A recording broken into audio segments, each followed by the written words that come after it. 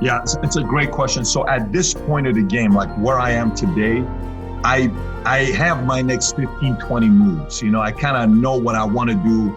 That's a whole difference because the reference of the book, Your Next 5 Moves, originally the book was called Your Next 15 Moves. The publishers say, that's too intimidating. Let's lower to 5 moves. But to me, when you read the first chapter, I talk about how Magnus Carlsen, there's a great documentary about this great chess player, and he's facing his hero, the number one grandmaster in the world. And he beats him as a kid.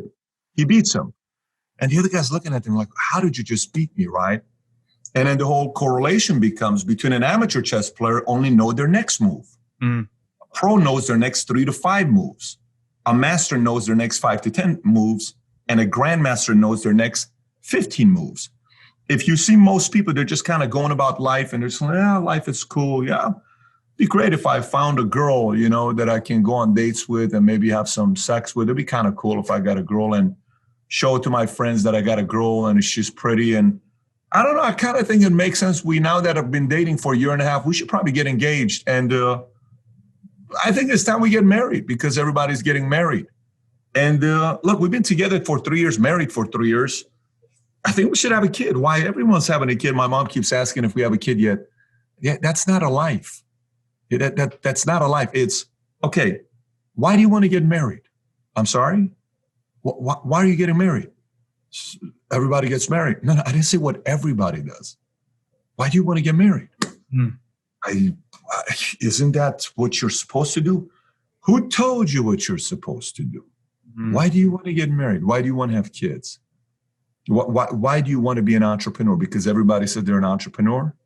Why are you doing anything you're doing? So once you go from that side and you say, oh my gosh, so this is who I want to be.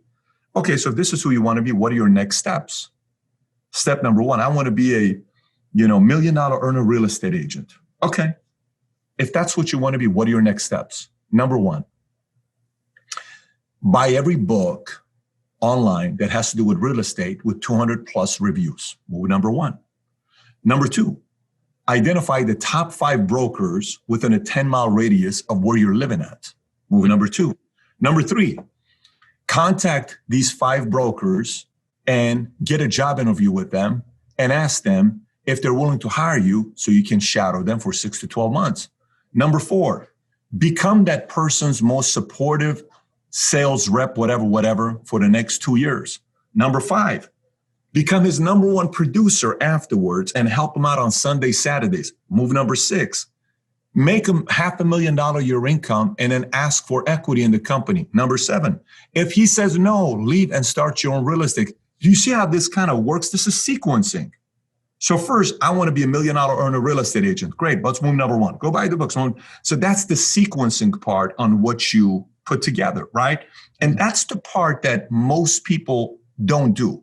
This is why it says your next 5 moves. So for me, where I'm at right now, I'll tell you a story. I was 28 years old. I'm at Pebble Beach. We're golfing. And I took my mentor at the time, a pastor of mine at that time, with me on this trip because I wanted to know whether I should stay in this company or leave and start my own company.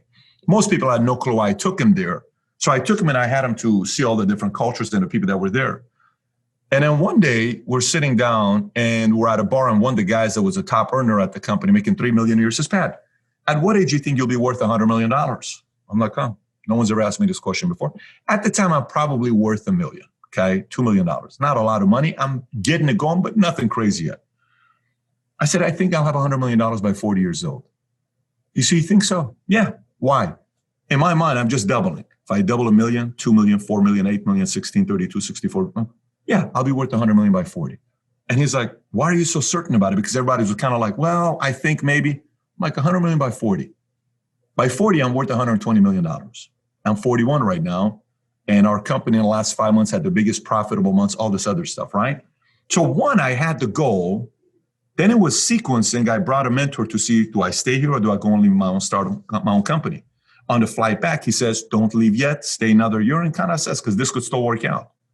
I stayed a year later, I'm like, I don't know if I want to do this. John Wooden dies. I go to the hospital that John Wooden dies. I meet him. We have a deeper conversation. 6 months later, I start my own company. So these are sequencing, right, that you go through. So Once you figure out this game, and the easiest way to play this game is grab a paper and pen and say, I want to get married. How do I find my ideal wife? Number one, what is an ideal wife? I have no clue. Why don't you go read a book? Okay, 101 questions to ask before you get engaged. Number two, once you know what kind of a girl you're looking for, why don't you tell everybody you know what you're looking for?